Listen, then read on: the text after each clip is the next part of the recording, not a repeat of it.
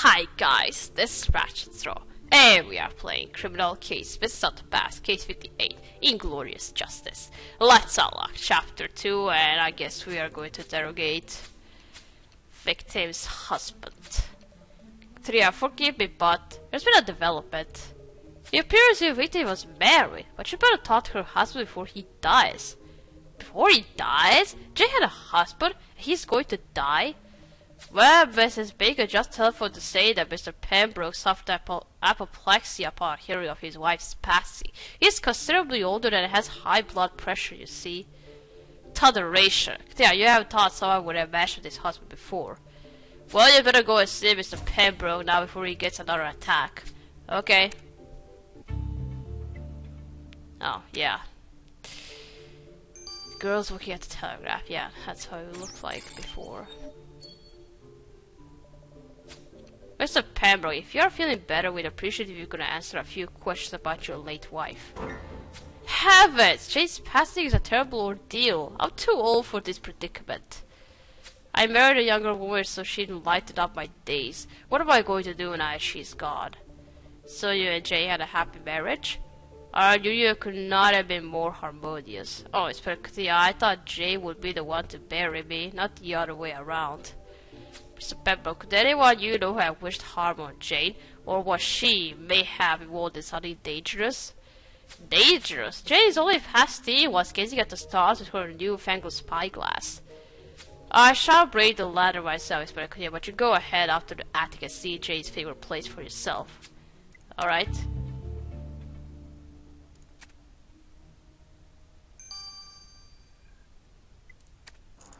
Alright, let's investigate victim's attic.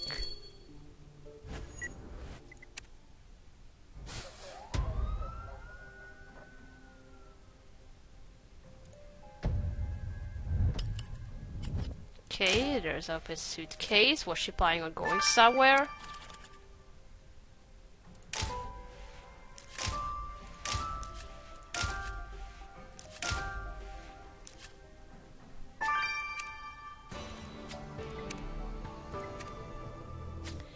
Yeah, Mr. Pembroke was right. It looks like Jane liked to spend time here, stargazing. Look at her telescope. It must be one of her lenses in that pouch. But you're right, I'll ruin the precious glass by writing Snoop on it with dirty fingers. I doubt the fingerprints are clear enough, but we might find out who besmirched the lens by getting a sample of that substance on it. And I agree, we ought to see what Jane can in that vanity case. If this was her refuge, we may discover something about her private life. Okay?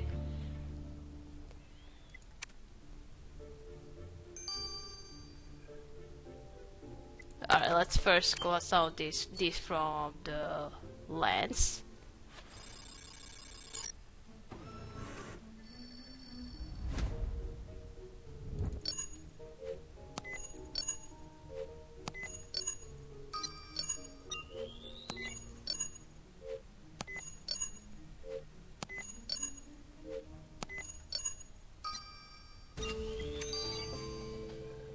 Now that you collect a sample of that sticky substance from Jane's lens, the microscope might help us find out who called her a snoop.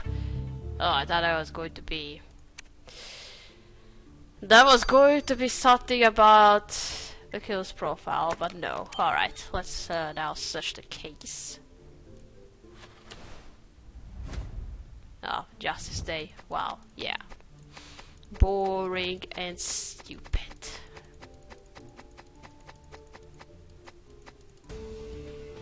Oh god.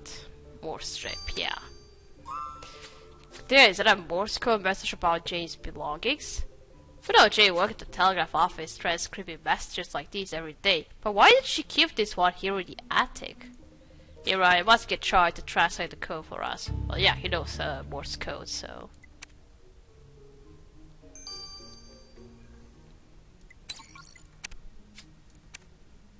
Alright, now this creamy substance.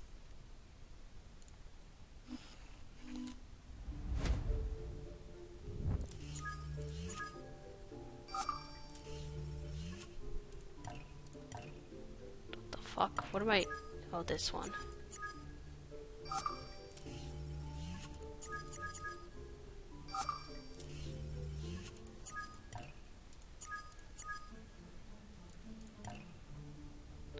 heck is it there?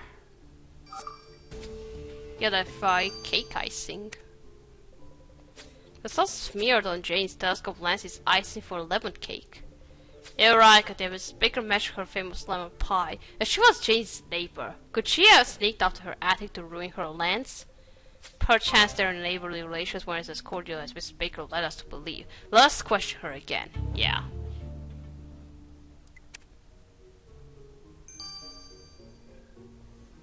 Alright, let's talk to Mrs. Baker again. Mrs. Baker, you told us Jane was a good neighbor, so why did you call her a snoop? Because that Mix was spying on me with her spyglass on her attic. She had a vile thing pointed at my house. You thought Jane was spying on you? The Justice Corps keeps everyone under surveillance, and you never know which one of your neighbors will denounce you to them. Of course, all Jane could see was me sipping champagne in my kitchen. Nothing illegal, you understand. But Lord knows what she might have told the Justice Corps about me. One careless word could land me in the gallows. He's better continue. I'm an old lady with high blood pressure. I had to warn Jane to back off. We are without sympathy, Mrs. Big. But if you went too far to prevent careless gossip, you'll land yourself in even bigger trouble. Alright. She's number one suspect so far. Let's check out this more strip. What does it say? Katerina, babies are such fascinating mechanisms, even before they are born. Last night I was reading an engineering textbook to Maddie's belly, and I could feel the baby kicking delight. It is hard for me to know we'll soon welcome another DuPont in the world, but at last tonight we have a more somber business. Of course, Katerina, your telegram bears yesterday's state stamp and it reads to J. Pembroke, stop.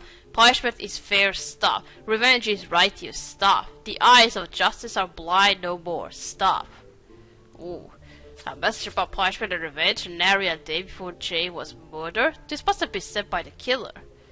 That's what I thought, so I asked Stevie about the phrasing and she instantly recognized the source. Punishment is fair, revenge is righteous, and the eyes of justice are blind no more are quotes from various speeches lost against as he seized power. Our killer was quoting Lawson when they threatened Jane. Alas, Amero Kokoye is now an inspiration for murderers. But you're right. What is a sadder flesh in our ties is also a step forward in our investigation. Now we establish our killer those Lawson's speeches. And I agree, Katrina. Everything suggests that the telegraph office is crucial to our case. Let us return there for fresh clues. I can't believe our killer supports Lawson. If the killer quotes Lawson, then he or she must be supporting Lawson. This is not going well. No, no, no.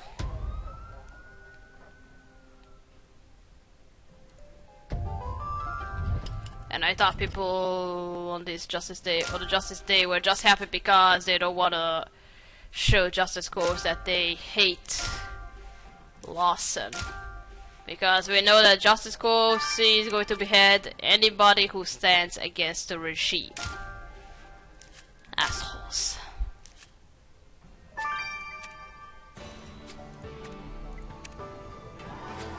There, the locked box bears the insignia of the telegraph office. Obligated by supply a new lead.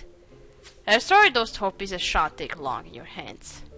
Katrina, we need a fresh perspective on Jane's murder and these clues might hold the answer. Okay.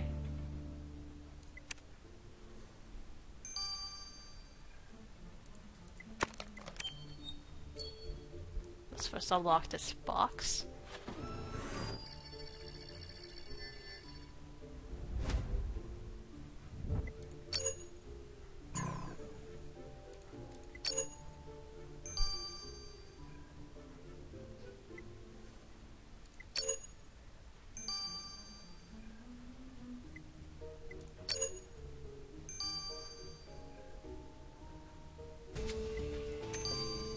Okay.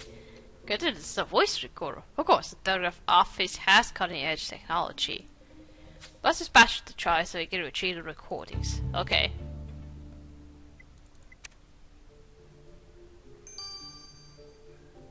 $12 for that.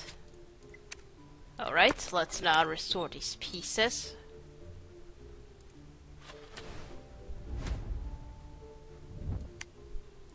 Oh. Authorize access at all times. Eddie labeled. Good thing I'm not sure what to make of this badge store. Eddie Lebel authorized to access the telegraph office at all times. Who's this Eddie Lebel and what does he? Psst, Katria.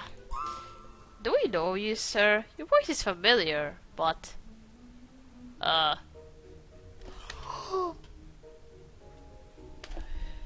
It's Diego! How about now? Diego, is that really you? Shh, not so loud. If you don't mind, I'd rather not be seen in public without my disguise. Yeah, let's go to my place where we can talk undisturbed. Oh... I was wondering when was he going to show up again. Well, yeah, justice goes no loss must not see us talk to Diego. Okay. Most pleased to see you again, Katria. Admit it, you're in awe of my disguise. I know you're the master of disguise, so my badge looks authentic, doesn't it? Thanks for restoring it. Diego, it's good to see you too, but pray tell, what is this charade about? Katria, I must admit, life's not been easy for me since Lhasa unceremoniously kicked me out of squad. I had to find alternative employment, and, as our dear mayor said in his inaugural speech, half measures will no longer do. If I wanted to survive, I needed to assume a new identity. So I reinvented myself as Eddie Lebel, a government clerk inspecting the telegraph office. I stand around, looking busy, chatting to pretty telegraph girls. So you're pulling your con by pretending to be a city employee? What else could I do, Katria? I need to be crafted to fool the justice cause, or else they'd arrest me on sight. I just hope this game doesn't put you in more danger, Diego. But alas, we got more pressing matters on our minds. An employee of the telegraph office was murdered. Have you come across a certain Jane Pembroke during your assignment? I don't think so, Katria. I'm sorry, I can't help you this time. But fear not, yeah, this too shall pass. We'll be sipping champagne on the airship together one day when all this is over. I just hope it'll be over for good. We need to kick Lawson out somehow. Let's check out this recording device. And what does it say? Good thing, this device was recording the conversations of telegraph office employees without their knowledge. The times we live in. Did it at least record anything Jane Pembroke said? Anything that could explain what led her to her murder? Interestingly, Jane wasn't in the room at the time of this recording, but all her colleagues were there and they were talking about her. One girl, a certain Billy Star, was loudly belittling Jane in front of the others. She said Jane was charming as a donkey, sharp as a button, and the dullest girl that ever lived. The others tried to defend Jane, but I'd only see to infuriate me further. I didn't know girls could be so mean to each other. Billy Star was bad-mouthing Jane behind her back, but they were friends. Billy said they were inseparable, like sisters. You're right, I better ask Miss Star to set this story straight. I don't think she's a friend at all. She's creepy. She has that creepy face. And I think somebody who supports Lawson, right? Miss Star, do you have to call your friends charming as a donkey behind their back, or was that reserved for Jade? He said, Katia, how do you know about that? Well, I'm not proud, but something happened that made my blood pressure soar. It had got me down a glass of champagne and improved my mood, so I had to let off some steam. Jade got promoted to lead telegraph girl. I couldn't believe they picked her of all the girls. Let's be honest, but yeah, Jade was out of plain in looks as well as intellect. That's why I liked her. She never outshined me. You were dismayed by Jade's promotion because she was plain? I know it wasn't nice to be jealous of my friend, but as Mayor Lawson said in his speech last week, justified anger is nothing to be ashamed of. I told you, somebody who supports Lawson. Today we are covering some details about Jane Pembroke's life, but I don't have to crack the enigma of her murder. Our first surprise was that Jane was married to a much older gentleman, but Mr. Pembroke said their marriage was happy. Then we learned that their neighbor, Mrs. Baker, believed that Jane was spying on her with her telescope from the attic. Jane's best friend, Miss Starr, was jealous of her promotion. And last but not least, we discovered that Diego went back to his old tricks, his loss of fighting from the squad. He's calling himself Eddie Level now and pretends to be inspecting. Katrina, turn on the wireless. Lasso is going to make an announcement. I bet you it won't be good. Oh, are you making an announcement that you are going to behead somebody finally? That's not gonna go well. Okay. We're gonna start here. We're gonna continue playing in chapter 3. So, thank you for watching. Don't forget to like this video. I'll see you again. Goodbye!